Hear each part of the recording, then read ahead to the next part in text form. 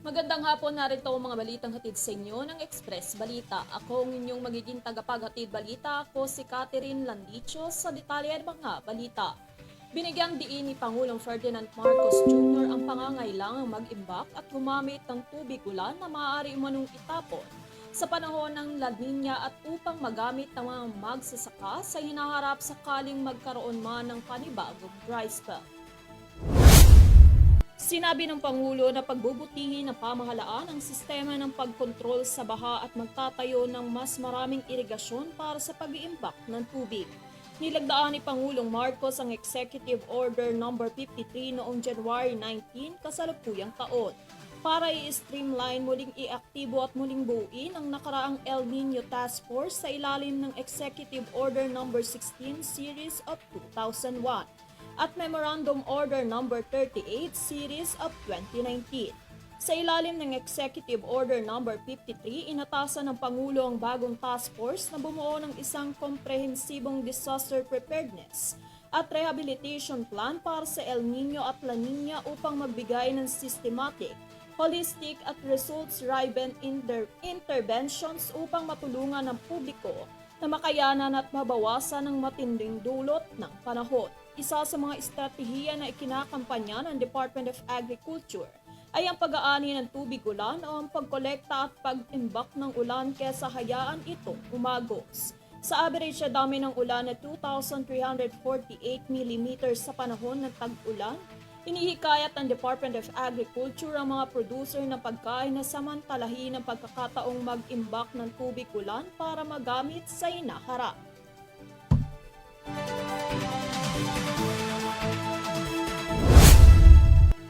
Target ng Department of Budget and Management o DBM na mabayaran ng lahat ng pondo o mga hindi nababayaran na Health Emergency Allowance o HEA sa katapusan sa susunod na taon.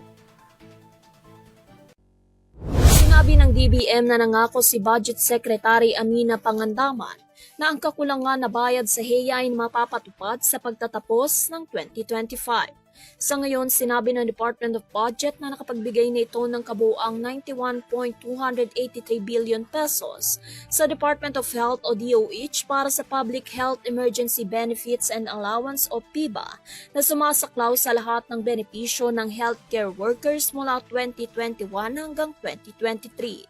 Sinasaklaw ng PIBA ang Special Risk Allowance o SRA, compensation para sa pagkakasakit at pagkamatay ng mga may COVID-19, pati na rin ang mga karagdagang benepisyo tulad na lamang ng allowance sa pagkain, tirahan at transportasyon para sa mga healthcare worker. Samantala, hinimok ng budget chief ang mga kinatawan ng healthcare worker na makipagtulungan sa DOH para matiyakang maayos na pagpapatupad at napapanahong disbursement ng HEA.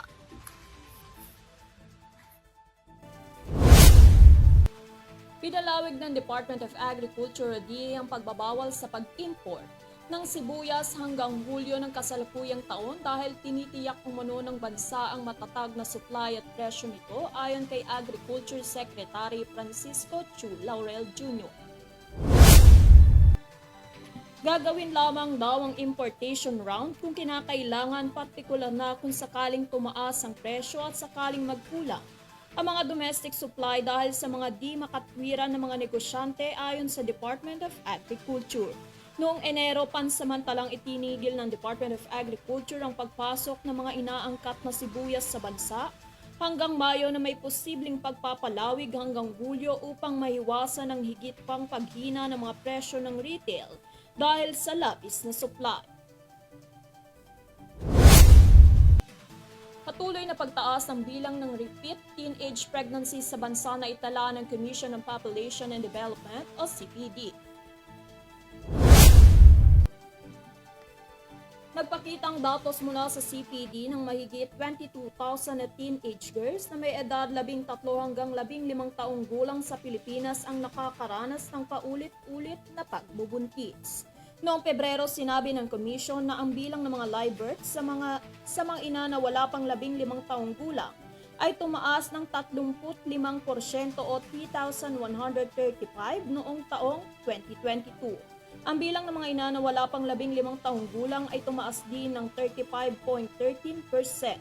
Upang matugunan ang tumataas sa bilang, hinimok ng CPD ang mga lokal na pamahalaan na magpatupad ng mga programa para sa mga panlipunang proteksyon ng mga teenage mom at kanilang mga anak. Nananawagan din ng komisyon para sa pagpasa ng panukala sa Senado na nagproprotekta sa mga teenage mom, kung saan katapat nitong panukala sa House of Representatives ay naipasa na noong Setyembre taong 2023.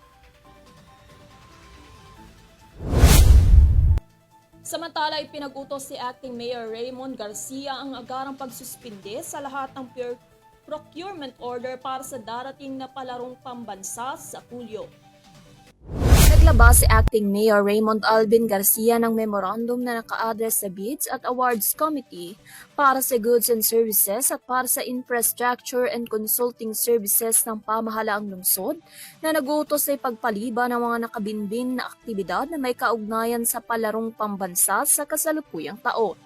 Ang kautusan ay sumasaklaw sa mga aktibidad na kinabibilangan ng pagsasagawa ng pagbid, pag-i-issue ng mga abiso ng award o mga abiso upang magpatuloy, mga order sa pagbili, mga kontrata at anumang iba pang aktibidad.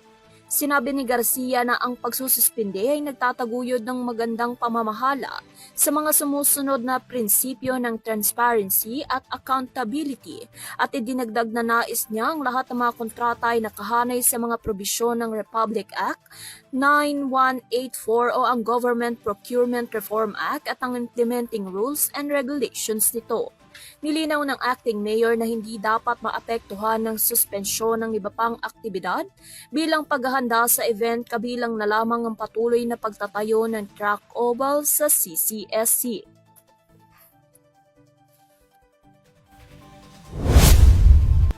At yan ang mga balitang hatid sa inyo ng Express Balita. Para sa mga karagdagang impormasyon, bisitahin lamang ang aming official website, yourtvpage.com. Maaari nyo rin na mapanood ang Express Balita at iba pang programa ng UrTV News sa Pinoy Extreme Channel.